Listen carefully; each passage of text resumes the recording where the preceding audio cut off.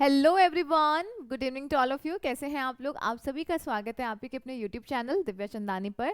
आज हम लोग डिस्कस करने वाले हैं आपके साइंस के एमसीक्यूज, जो कि आपके आने वाले एग्जाम्स जैसे कि वन रक्षक, सीईटी लेवल 1 एंड लेवल 2 और आपका रीट, इन सभी के लिए मोस्ट इंपॉर्टेंट रहने वाला है। साथ ही एलडीसी, अगर आप इनमें से किसी भी एग्जाम की तैयारी कर रहे हैं तो आप इन क्लासेस को फॉलो कर सकते हैं। और अगर आपका कोई दोस्त है जो करना चाहता है साइंस की तैयारी, तो आप उनके साथ भी शेयर ज़रूर कीजिएगा। और उसके साथ साथ में आप इसे सब्सक्राइब कर लीजिएगा अगर आप पहली बार आ रहे हैं, और घंटी को दबा दीजिएगा ताकि आपको हमारी क्लासेस का नोटिफिकेशन मिलता रहे। तो चलिए हम शुरू करते हैं आज के सेशन को। बहुत ही ज़्यादा इंपॉर्टेंट होने वाला है। 2 दिन आपको क्लासेस नहीं मिल पाई थी, एक्चुअली कहीं थोड़ा सा बिजी थे। और कल से ना आपका जो टेक वाला पोर्शन है, साइंस एंड टेक वाला पोर्शन है, वो भी स्टार्ट हो जाएगा। अगर आप वो लोग करना चाहते हैं या आपको कोई फ्रेंड करना चाहता है तो शेयर ज़रूर कर दीजिएगा और बता दीजिएगा। तो चलिए स्टार्ट करते हैं आज के क्वेश्चंस को। काफ़ी ज़्यादा इंपॉर्टेंट रहेंगे। एक छोटे से कोट के साथ, असफलता ये बताती है कि प्रयास पूरे मन से नहीं किया गया है। बहुत बार ना हम लोग ना ऐसे बोलते हैं कि हमारा इस एग्ज़ाम में सिलेक्शन नहीं हुआ है, तो शायद लक नहीं है, किस्मत ने हमारा साथ नहीं दिया। नो डाउट कहीं ना कहीं काम करता होगा, बट हमारी मेहनत पहले है ना। आप कितनी मेहनत कर रहे हैं और कितने जुनून के साथ कर रहे हैं, कितना परसेंट आप कितना एफर्ट्स लगा रहे हैं, ये बहुत मायने रखता है। और इस कंपटीशन के दौर में आपको बहुत मेहनत करनी होगी और आपको हर दिन खुद को बेहतर बनाना होगा। आज जैसे हैं उसमें कुछ इम्प्रूव करना होगा और कुछ ना कुछ नया सीखते रहना होगा। आज भी हैं वैसे भी कल रहेंगे तो कुछ नहीं होगा, मतलब कुछ ना कुछ ऐड ऑन करते रहना पड़ेगा, तब भी जाकर आपके अंदर और कुछ बेहतर और कुछ इम्प्रूव होगा और धीरे धीरे आप अपनी मंजिल तक पहुंच जाएंगे। तो जब भी आप असफल हो रहे हैं तो इसका मतलब यही है कि कहीं ना कहीं तो कुछ छूटा है, तो उसे ज़रूर हमें पूरा करना है। अगर हमने अच्छे से किया, अपना 100% एफर्ट्स दिए, तो डेफिनेटली हमें सक्सेस मिलेगी। तो चलिए स्टार्ट करते हैं आज के क्वेश्चन के साथ। पहला प्रश्न है आप लोगों का, और ये 333 नंबर प्रश्न है। ये जो क्वेश्चन है वो काफ़ी ज़्यादा इंपॉर्टेंट है, आपने देखे भी होंगे अगर आपने प्रीवियस सेशंस लगाए हैं। और ये हम 500 क्वेश्चंस करने वाले हैं। उसके बाद में आपकी जो रीट वगैरह के लिए है वो टेस्ट सीरीज स्टार्ट हो जाएगी। और बीच में वन रक्षक के लिए जब आपका एग्जाम होगा तो उससे 5-6 दिन पहले हम लोग मैराथन सेशंस भी लेंगे, और वो मैराथन जो है वो लाइव रहेंगे। तो जैसे भी होगा मैं आपको अपडेट कर दूंगी। ओके, तो चलिए देखेगा। निम्नलिखित में से कौन सा सुमेलित नहीं है, कौन सा मैच नहीं कर रहा है? आपके पास फर्स्ट नंबर ऑप्शन है नोट, जहाज के चाल की माप बताता है। सेकंड है नॉटिकल मील, नौ संचालन में प्रयुक्त दूरी की इकाई बताता है। थर्ड है एंगस्ट्रॉम, प्रकाश के तरंग दैर्ध्य की इकाई है। और इन फोर्थ है प्रकाश वर्ष, समय मापन की इकाई। अब जब आप ये सब चीज़ें देखते हैं ना, तो अगर आपको नहीं पता है कुछ भी, तो आपने लाइट ईयर तो ज़रूर सुना होगा ना। लाइट ईयर जो है ये हमारे डिस्टेंस को मेज़र करता है। जब हमें बहुत लंबी लंबी दूरियां मेज़र करनी होती हैं, जैसे कि एस्ट्रोनॉट वगैरह की जो ग्रहों की गति है या कौन सा कहाँ पे कितनी दूरी पर है, तो हम लोग ना प्रकाश लाइट ईयर को लाइट ईयर से देखते हैं। तो ध्यान रखिएगा, लाइट ईयर क्या है? ये समय की दूरी है। कौन सा मैच नहीं कर रहा है? तो यही मैच नहीं कर रहा है। First number option, sorry fourth number आपका यहाँ पर बिल्कुल सही हो जाएगा। क्लियर? तो नोट क्या है? जहाज की जो चाल की माप है वो नोट में हम मेजर करते हैं नॉटिकल मील, यानी कि समुद्र में जो भी दूरी है ना। अब नौ संचालन यानी कि जो भी जहाज वगैरह है पानी में कितना चले हैं, पानी में जब भी हम डिस्टेंस मेजर करते हैं नॉटिकल मील में करते हैं। और एंगस्ट्रॉम क्या है? तो जो आपकी वेवलेंथ है, वेवलेंथ की जो लंबाई है या वेवलेंथ की जो इकाई है वो हम एंगस्ट्रॉम में मेजर करते हैं ना।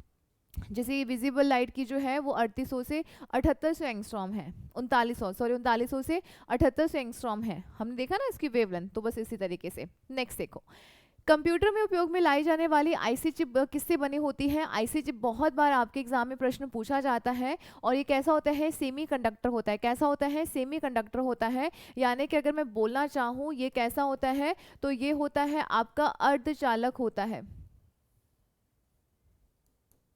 ठीक है, कैसा होता है? अर्धचालक होता है। सिलिकॉन और जर्मेनियम, एक जर्मेनियम भी याद रख लीजिएगा, यहाँ से अक्सर एग्जाम में पूछा जाता है।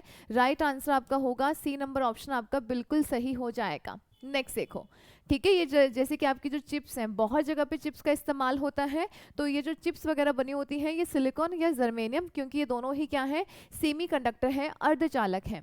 सभी प्रकार के ईंधन किस प्रकार की ऊर्जा का एग्जाम्पल है? ईंधन, ईंधन यानी कि फ्यूल, ईंधन यानी कि बोल रहा है फ्यूल जो है, इससे आपको किस प्रकार की एनर्जी, इसमें कौन से प्रकार की एनर्जी का एग्जाम्पल है?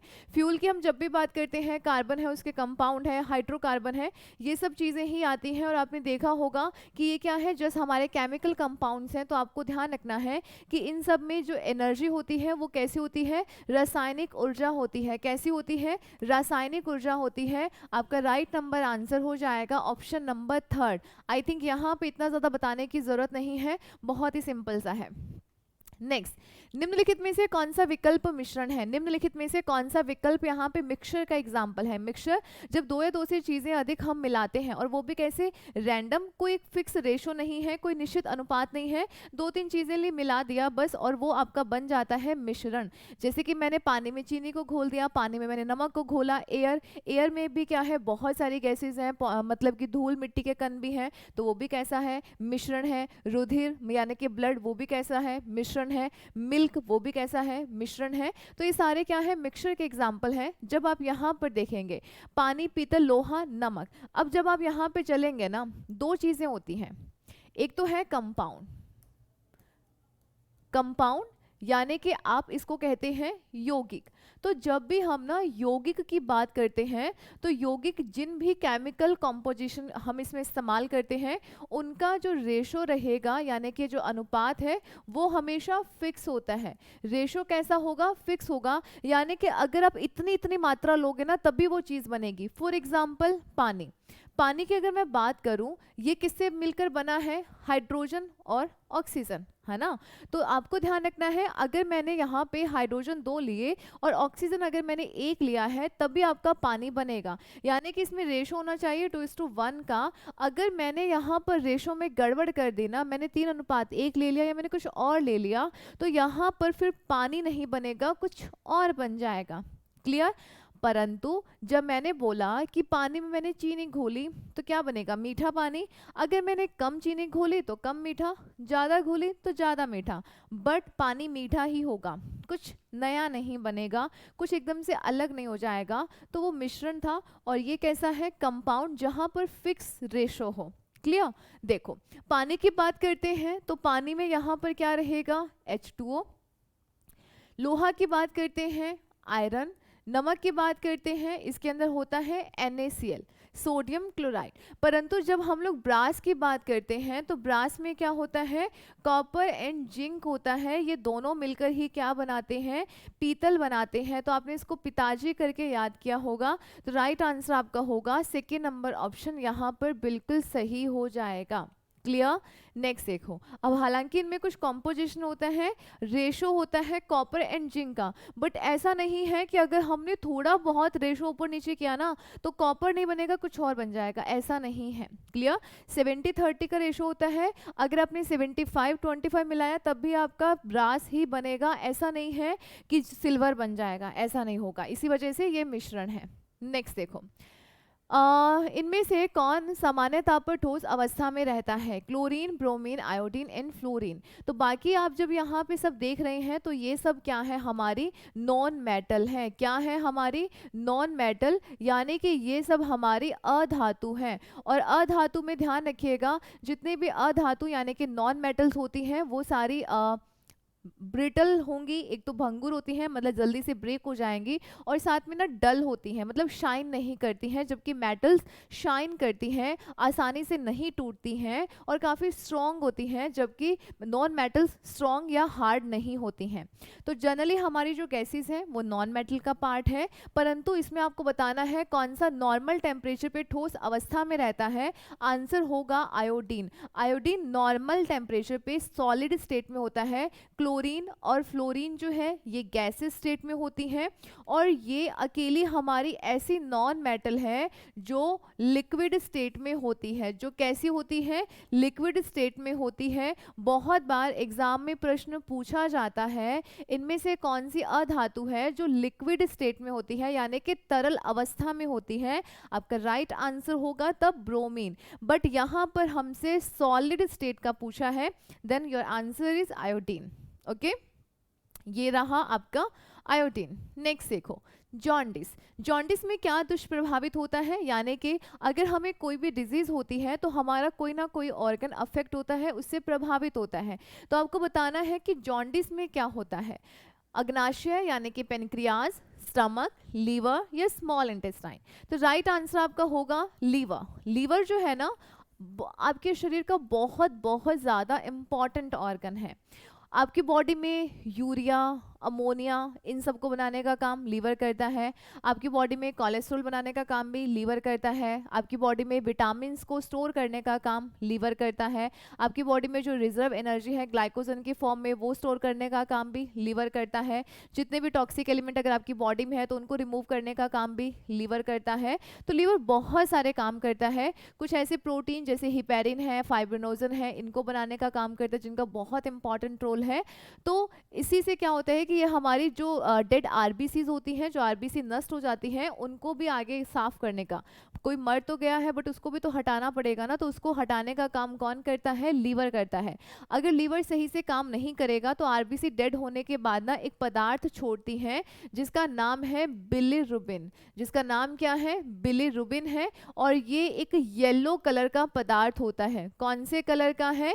येलो कलर का एक पदार्थ होता है। तो जैसे ही बिलिरुबिन छोड़ा जाता है तो आपका जो लीवर जो है ये इसको कलेक्ट करता है और ख़त्म कर देगा। मान लीजिएगा कई बार लीवर ने सही से काम नहीं किया तो फिर क्या होगा? तो उस टाइम पे वो आपका जितना भी येलो पदार्थ है आपकी पूरी बॉडी में फैलने लगेगा। फिर आपकी नेल्स, आपकी आईज, आपकी स्किन येलो येलो दिखेगी, उसे ही पीलिया कहते हैं। क्लियर? तो राइट आंसर क्या होगा? जॉन्डिस में हमारा कौन सा अंग प्रभावित होता है? आपका आंसर होगा यकृत यानी लीवर। डन।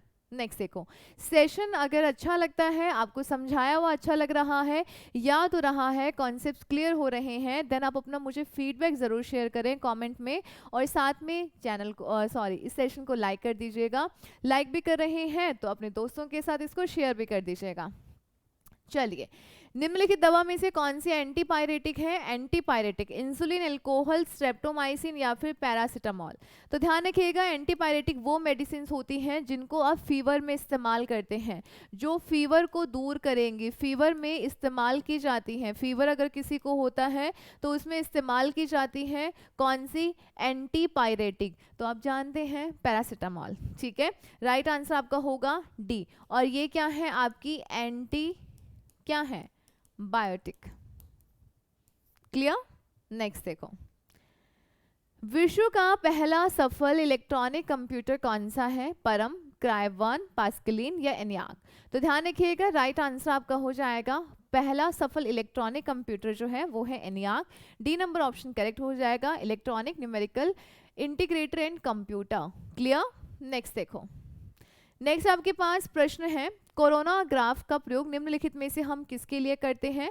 नसों का अध्ययन, रक्तचाप का अध्ययन, धमनियों का अध्ययन, या सूर्य के कोरोना का अवलोकन और अक्सर तस्वीरें लेना। तो आपसे पूछा गया है और इस क्वेश्चन का जो राइट आंसर है वो आपका रहेगा डी नंबर ऑप्शन। कोरोना एक लेयर होती है जो आपको सन में देखने को मिलती है, तो उसी का ही अवलोकन करना और उसकी तस्वीरें लेना, उसी के लिए ही हम कोरोना ग्राफ का इस्तेमाल करते हैं।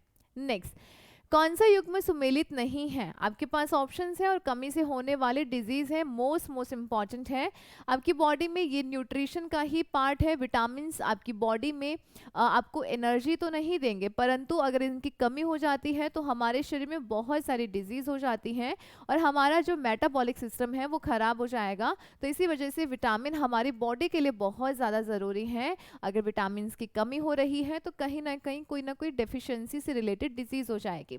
तो देखिएगा, विटामिन ए की कमी से होता है रतौंधी, बिल्कुल सही। बी की कमी से होता है बेरीबेरी, बिल्कुल सही। सी की कमी से होता है स्कर्वी, बिल्कुल करेक्ट। एंड डी की कमी से होता है रिकेट्स एंड ऑस्ट्रोमलेशिया। रिकेट्स जो है ये आपके बच्चों में होता है,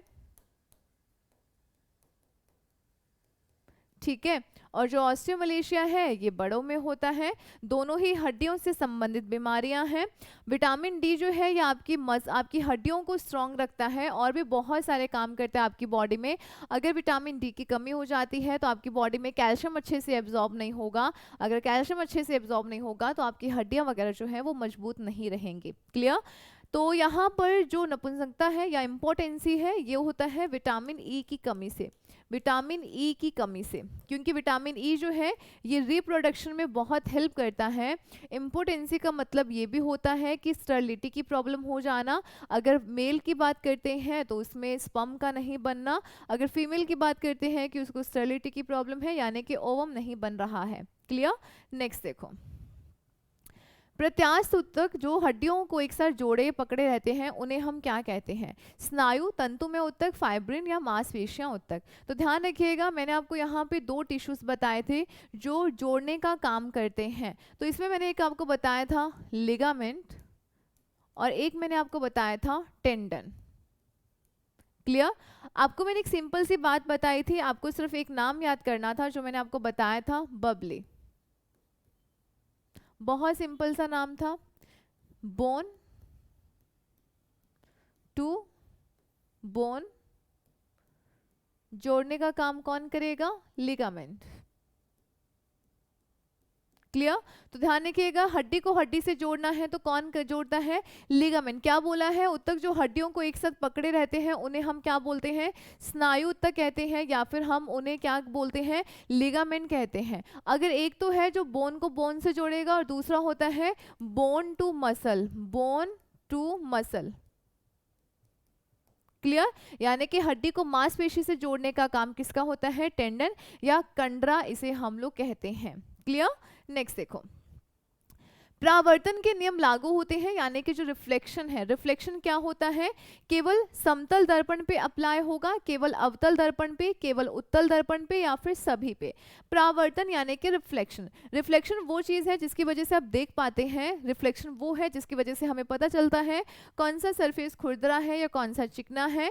बहुत सारी चीजें हैं, कौन चमकीला है कौन खुरदरा, ये सारी बातें आप रिफ्लेक्शन के थ्रू बता पाते हैं। आपका देखना, आप किसी चीज को देख पा रहे हैं क्योंकि वहां पर लाइट का रिफ्लेक्शन हो रहा है, इसी वजह से देख पा रहे हैं। तो ध्यान रखिएगा, फिर चाहे कोई भी मिरर हो, कोई भी दर्पण हो, चाहे फिर वो प्लेन है, आपका कॉनकेव है, कॉन्वेक्स है, सभी पे ही अप्लाई होता है। तो राइट आंसर आपका क्या होगा? इन सभी दर्पण पे अप्लाई होगा रिफ्लेक्शन का रूल। तो 4th नंबर ऑप्शन जो है ये बिल्कुल सही हो जाएगा। नेक्स्ट, दिए गए बहुविकल्पीय प्रश्न में मनुष्य के शरीर में पाई जाने वाली ग्रंथियां कौन सी है जो डक्टलेस है? डक्टलेस आपको बताना है कौन सी ग्रंथियां हैं जो वाहिनी विहीन है, जिनके अंदर नलिका नहीं है। तो यहाँ से बहुत अच्छे से एक बात समझिएगा, हमारे शरीर में ना लगभग 2 प्रकार की ग्रंथियां होती हैं मोटे मोटे तौर पर। अगर मैं बोलना चाहूँ ग्रंथियां क्या है या ग्लैंड क्या है, ये वो ऑर्गन है जो हमारे शरीर में किसी न किसी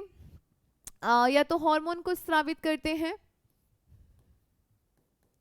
ठीक है, या तो किसी जूस को स्रावित करते हैं, या किसी एंजाइम को स्रावित करते हैं, या तो जूस या एंजाइम को स्रावित करती हैं, उसे ही हम बोलते हैं ग्रंथि कहते हैं, जो सिक्रीशन का काम करती हैं। तो हार्मोन को स्रावित करने वाली जो ग्रंथियां हैं उसे आप कहते हैं एंडोक्राइन, उसे आप कहते हैं अंतःस्रावी ग्रंथि, क्योंकि ये जो ग्रंथि है वो आपके बॉडी में जो हार्मोन को स्रावित करती है, ये हार्मोन सीधा आपके ब्लड में मिक्स हो जाते हैं और ब्लड आपके बॉडी के अंदर ही सर्कुलेट होता है। इसी वजह से इन ग्रंथियों को हम लोग बोलते हैं अंतःस्रावी ग्रंथि कहते हैं। क्लियर?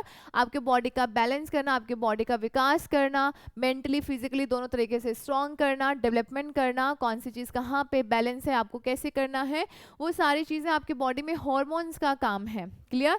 हॉर्मोन्स बैलेंस है तो सब ठीक है, अदरवाइज सब गड़बड़। और ऐसी ग्रंथियाँ जो आपके शरीर के अंदर जूस, किसी रस या किसी एंजाइम को स्रावित करती हैं, उसे हम लोग एक्सोक्राइन कहते हैं, यानी बहिस्रावी। अब ये जो इनके इनके द्वारा जो भी ये स्रावन किया जाता है, सिक्रीट किया जाता है, ये बॉडी के अंदर भी हो सकता है और बाहर भी। ठीक है, अंदर होगा जैसे कि जूस, जैसे कि आपकी बहुत सारी ग्रंथियां हैं जिनसे जूस का सिक्रेशन होता है, जिसमें एंजाइम होते हैं जो खाने को डाइजेस्ट करने का काम करते हैं। परंतु कुछ ऐसा भी होता है जो शरीर के बाहर सिक्रेट किया जाता है, जैसे कि मिल्क, जैसे कि पसीना, जैसे कि ऑयली ग्लैंड्स होती हैं जो ऑयल को बाहर निकालती हैं, लेक्राइमल ग्लैंड, आपकी अश्रु ग्रंथि, आपकी सेबेशियस ग्लैंड्स वगैरह, ये सारी। तो ये हैं आपकी ऐसी ग्रंथियां जो अपना सिक्रेशन बॉडी से बाहर करती हैं। तो इनको सिक्रेशन के लिए ना देखो, आपको यहाँ पे बस वही है ना, 2 दिन हो गए पढ़ाने तो गला बस। आपको ध्यान रखना है जो ये एंडोक्राइन है ना, अब ये जो अपना जो भी सिक्रीशन है वो सीधा कहाँ पे ब्लड में मिक्स कर देती हैं, तो ये होती हैं डक्टलेस। इनके अंदर वाहिनियां नहीं होती हैं, नलिकाएं नहीं होती हैं, और इनको ज़रूरत भी नहीं है क्योंकि सीधा ब्लड में मिक्स हो रहा है। परंतु ध्यान रखिएगा, इनको तो डक्ट चाहिए, यानी कि ये तो होती हैं नलिका युक्त। क्लियर? अब देख लो क्या है क्या है। हाँ, और एक और ग्रंथि भी होती है जिसको आप बोलते हैं मिक्स्ड ग्लैंड।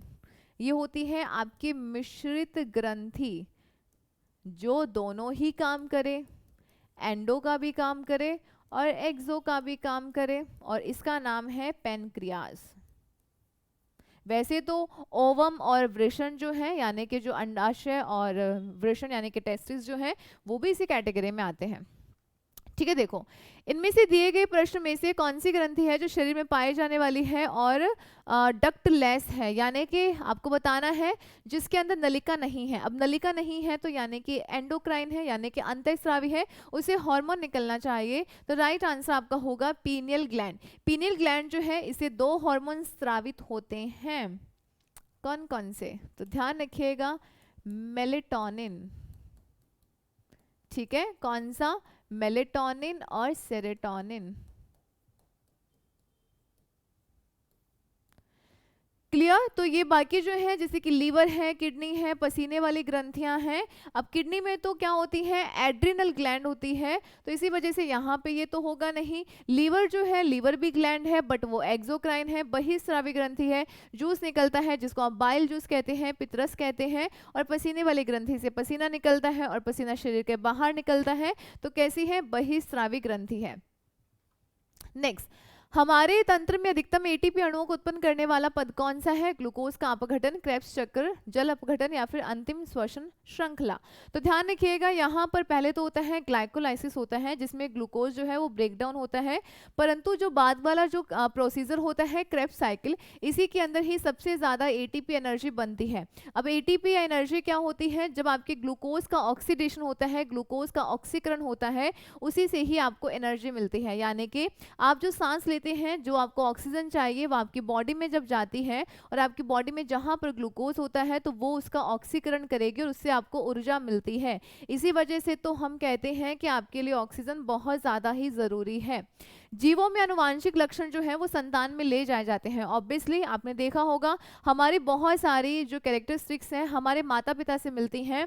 कई बार हमारा फेस कट मिलता है, बोलने का तरीका, नेचर, बहुत सारी चीज़ें। तो ये कैसे कैसे पॉसिबल है? तो ध्यान रखिएगा, ये सब पॉसिबल है किसकी वजह से? क्योंकि हमारी बॉडी में होते हैं क्रोमोसोम्स, यानी कि गुणसूत्र, और इन गुणसूत्रों के ऊपर होते हैं जीन।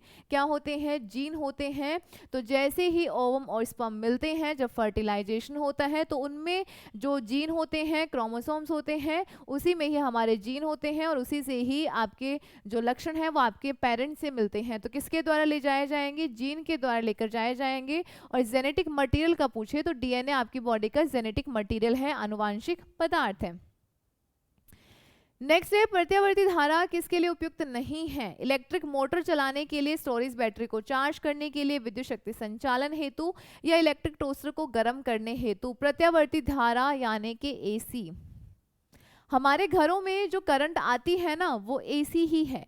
एसी जो चलती है वो कुछ इस प्रकार से चलती है, अपनी दिशा में परिवर्तन करते हुए चलती है। हम इसको काफ़ी लंबी दूरी तक ट्रांसमिट कर सकते हैं, यानी कि भेज सकते हैं। इसी वजह से हम एसी का इस्तेमाल करते हैं, क्योंकि एसी के थ्रू ही जहाँ पर आपके थर्मल प्लांट्स में आपका जहाँ पर कोई भी थर्मल प्लांट है या फिर हाइड्रोलिक आपका जो प्लांट है वहाँ पे करंट बनता है और आपको जो है वो तारों के थ्रू ट्रांसमिट कर दिया जाता है। एसी है कर दिया जाता है। डीसी को आप ज़्यादा दूरी पर नहीं भेज सकते हैं। एसी को आप स्टोर नहीं कर सकते हैं। एसी को आप लोग ना स्टोर नहीं कर सकते हैं।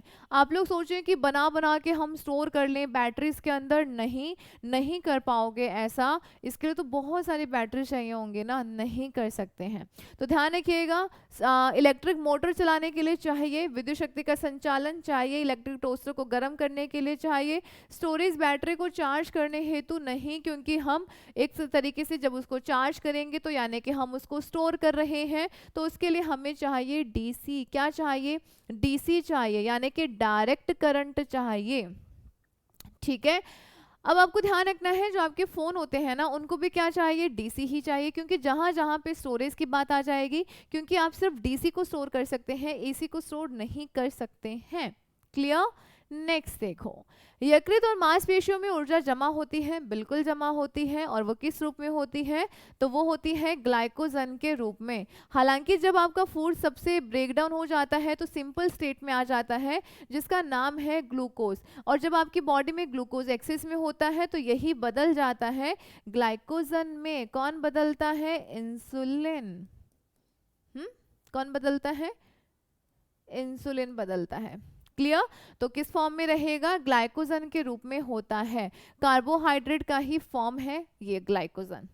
नेक्स्ट देखो, हैवी वाटर में क्या होता है? अधिकतम मिश्रित हवा होती है, हाइड्रोजन के स्थान पर ड्यूटेरियम होता है, अधिक घुले हुए खनिज और लवण होते हैं, जैविक अशुद्धताएं होती हैं। हैवी है तो हमें लगता है ना भारी होगा, बिल्कुल भारी होता है, परंतु उसमें नॉर्मल वाटर हमारा H2O होता है और इसमें हमारा D2O होता है। क्लियर? राइट आंसर आपका रहेगा सेकेंड नंबर ऑप्शन। नेक्स्ट, धातुओं को पतले तार के रूप में खींचे जाने वाले गुण को क्या कहा जाता है? हम लोग जानते हैं मेटल स्ट्रॉन्ग होती है, शाइनी होती है, आप उनको खींच सकते हो, तारे बना सकते हो, शीट्स बना सकते हो। तो जब आप तारे बना पाते हैं उस गुण को हम कहते हैं तन्यता, उसे आप क्या बोलते हैं? डक्टिलिटी कहते हैं। तो राइट आंसर आपका होगा ए नंबर ऑप्शन। जब आप उसकी चदरें बना सकते हैं, शीट बना सकते हैं, उसको बोला जाता है मैलेबिलिटी कहा जाता है, बट इस क्वेश्चन का राइट आंसर होगा डक्टिलिटी। नेक्स्ट देखो, मनुष्य में फॉलिक एसिड की उपस्थिति से होने वाला कमी से उत्पन्न होने वाला रोग कौन सा है? Folic acid. फॉलिक एसिड आप ध्यान रखिएगा हमारा एक विटामिन है जिसका नाम है B9। विटामिन ये जो B9 है ना, इसी का ही केमिकल नेम है फॉलिक एसिड। और फॉलिक एसिड से क्या होता है? खून की कमी। अगर ये कमी हो जाए तो आपने देखा होगा जब भी कोई फीमेल प्रेग्नेंट होती है तो उसको फॉलिक एसिड की मेडिसिन दी जाती हैं ताकि उसके अंदर खून की कमी नहीं हो। तो फॉलिक एसिड क्या है? जनरली हीमोग्लोबिन या खून की कमी को दूर करने के लिए दिया जाता है। अब से पूछा गया है कि फॉलिक एसिड की कमी से कौन सा रोग होता है? पिलाग्रा, मेगालोब्लास्टिक एनीमिया, बेरी या डर्मेटाइटिस। बाकी जो डिजीज है वो तो खून की कमी से नहीं होती है, बट यहाँ पे आपको एनीमिया भी दिया गया है। और ध्यान रखिएगा मेगालोब्लास्टिक जो एनीमिया है ये B9 की कमी से होता है। आरबीसी ब्लास्ट होने लग जाती हैं, बन रही हैं बट ब्लास्ट हो रही हैं, ऑब्वियसली ब्लास्ट होगा तो कमी हो रही है। नेक्स्ट, एक गिलास में यदि बर्फ और उसके बाहर पानी की बूंदें आ जाती हैं क्योंकि हवा की नमी जम जाती है, ठंडा पानी बाहर निकल जाता है, कुछ पानी बाहर गिर जाता है, या बर्फ पानी से हल्की होती है। देखा है ना, हम जैसे ही फ्रिज से या कोई भी ठंडी चीज निकाल के रखते हैं तो साइड्स में ना ऐसे जम जाता है, पानी सा जम जाता है। अब वो पानी क्या है? तो वो है हमारी एयर। एयर में जो नमी होती है, अब गिलास या कोई बॉटल होगी जब आपने फ्रिज से बाहर निकाली है तो उसका टेम्परेचर बहुत कम होगा, और कम है तो नमी जो है वो जम जाती है। तो हवा की नमी जम जाती है, ऐसा बिल्कुल नहीं है कि पानी अंदर से बाहर। जब छोटे थे तो यही सोचते थे कि पता नहीं, और वही जैसे जैसे टेम्परेचर बढ़ने लगता है और वही फिर बूंदे बन जाती हैं। इवन मैं खुद सोचती थी जब मैं बहुत छोटी थी, इवन मैं तो ये भी सोचती थी कि ना जैसे कि अगर बारिश हो रही है ना तो मुझे ऐसा होता था कि अगर यहाँ पे बारिश हो रही है तो मतलब पूरी दुनिया में ही बारिश हो रही है, पर फिर मुझे सुनने में आया कि कई बोलते थे कि अगर कोई भी शहर है तो इस हिस्से में बारिश हो रही है और उस हिस्से में नहीं हो रही है। मैंने कहा अच्छा ऐसे भी होता है। और किसी ने तो इतना भी बोला कि हम लाइन में खड़े थे, आगे जो पर्सन था उसके ऊपर बारिश हो रही थी, पीछे वाले पे नहीं हो रही थी। ये तो थोड़ा ज़्यादा ही हो गया था। परंतु मुझे ये लगता था हमेशा कि अगर एक जगह पे बारिश हो रही है इसका मतलब सब जगह पे बारिश हो रही है, परंतु ऐसा नहीं होता है ना। अब तो आपने पढ़ा ही है, ये कुछ हमारे क्लाइमेट चेंज है, जो भी हमारी ये भौगोलिक संरचनाएं हैं उसी की वजह से हैं। कहीं बादल बनते हैं तो बारिश हो जाती है, अदरवाइज नहीं। तो ये तो सब हमने पढ़ा होता है, बट ये हमारे छोटे बचपन की बातें होती हैं कि हम क्या क्या समझ लेते हैं। फिर जैसे जैसे बड़े होते हैं और जैसे जैसे हम इन चीज़ों को डिटेल में पढ़ते हैं तो हमारे जितने भी डाउट्स हैं वो सारे क्लियर हो जाते हैं। तो ऐसे ही ये भी थोड़ा ध्यान रखिएगा, इसके बारे में भी हमारे डाउट होते हैं ना, आखिर ये पानी कैसे जम जाता है। और फिर वो बूंदे बूंदे सी जमने की बात तो ठीक थी, इतना फील नहीं होता है, परंतु जैसे वो बूंदे बन जाती हैं, जैसे टेम्परेचर बढ़ता है, फिर होता है कि ना यार ये गीला कैसे हो गया, अंदर का ही पानी बाहर निकल गया है क्या। परंतु ध्यान रखिएगा जो हवा की नमी है वो जम जाती है। नेक्स्ट देखो, हड्डी खाद के रूप में प्रयुक्त की जाती है क्योंकि इसमें पौध पोषक तत्व कौन सा होता है। हड्डियां में क्या है, कैल्शियम और फॉस्फोरस होता है, और हम जानते हैं फॉस्फोरस जो है ये पौधों के लिए बहुत ज़्यादा ज़रूरी है। तो पौधों में फिर हम फॉस्फेट वगैरह जो उर्वरा वगैरह है, जो भी फर्टिलाइजर है उनका हम इस्तेमाल करते हैं। तो ध्यान रखिएगा खाद में अगर हम गोबर युक्त या हड्डी युक्त खाद इस्तेमाल कर रहे हैं, सॉरी हड्डी युक्त, तो उसके अंदर क्या होता है, फॉस्फोरस होता है। सेकेंड नंबर ऑप्शन जो है ये आपका बिल्कुल सही हो जाएगा। नेक्स्ट आपके पास प्रश्न है, ये दिया गया है आपको यहाँ पर, सूची 1 को सूची सेकंड से सम्मिलित कीजिए। यहाँ पर ईंधन गैसेज है और इनके प्रमुख घटक पूछे गए हैं। सीएनजी, अब यहाँ पे बहुत सारी गैसेज हैं। सीएनजी हम जानते हैं ना कि प्रॉपरली क्या होता है, इसके अंदर मीथेन और इथेन होगा। एलपीजी की बात करेंगे तो ब्यूटेन और प्रोपेन, इतना तो मैम आता ही था हमें। अब देख लो यहाँ पे कुछ मैच कर रहा है क्या, ए का 2 और दूसरे का फर्स्ट, बाकी सारे कोई ऑप्शन में है नहीं। वैसे तो अगर आपको इतना भी आता है तो भी आप कर लोगे, परंतु हमें तो सारा ही देखना है। और आपको यहाँ पे नहीं, हम गड़बड़ा गए। पहले का तो है सेकंड और बी का है, पहले का है थर्ड और बी का है सेकंड। चलिए यहाँ तक तो ठीक था, अभी हमको सारे ही देखने पड़ेंगे। उसके बाद जब आप यहाँ पे देखते हो ना जल गैस, तो जल गैस का आपको ध्यान रखना है कि यहाँ पे कार्बन मोनोऑक्साइड और हाइड्रोजन, कार्बन मोनोऑक्साइड और जो हाइड्रोजन है ये दोनों मिलकर क्या बनाते हैं, वाटर गैस बनाएंगे। और ये है आपका कोल गैस का, तो यहाँ पे सी का हो जाएगा 4th, सी का रहेगा 4th और 4 डी का रहेगा 1। तो क्या रहा रे, पहले का सी, बी का सेकेंड, सी का 4th एंड डी का 1। तो सी नंबर ऑप्शन जो है यहाँ पे आपका सही हो जाएगा। अब देखो मैं सी का 3 कर रही थी, ठीक है, बट थोड़ा सा ध्यान रखिएगा, मतलब टिक हमने सही किया था बट हम इसको थोड़ा सा सही से देख नहीं रहे थे। क्लियर। नेक्स्ट देखो, निम्न में से सबसे छोटा जीव कौन सा है, माइकोप्लाज्मा, यीस्ट, विषाणु या जीवाणु। तो ध्यान रखिएगा माइकोप्लाज्मा सिंगल सेल है और ये सबसे छोटी कोशिका भी है। ये स्मॉलेस्ट क्या है, स्मॉलेस्ट सेल भी है। क्लियर। चलो नेक्स्ट देखिएगा, नेक्स्ट हमारे पास प्रश्न है, एनाटॉमी विज्ञान की वो शाखा है जिसमें अध्ययन किया जाता है किसका अध्ययन, तो जानवर और पौधों की संरचनाओं का अध्ययन किया जाता है, उनके एनाटॉमी का अध्ययन किया जाता है। तो राइट आंसर आपका रहेगा ए नंबर ऑप्शन आपका बिल्कुल सही हो जाएगा। नेक्स्ट, सॉर्स क्या है, संचार प्रणाली, विषाणु जनित रोग है, कवक जनित रोग है, या इनमें से कोई नहीं है।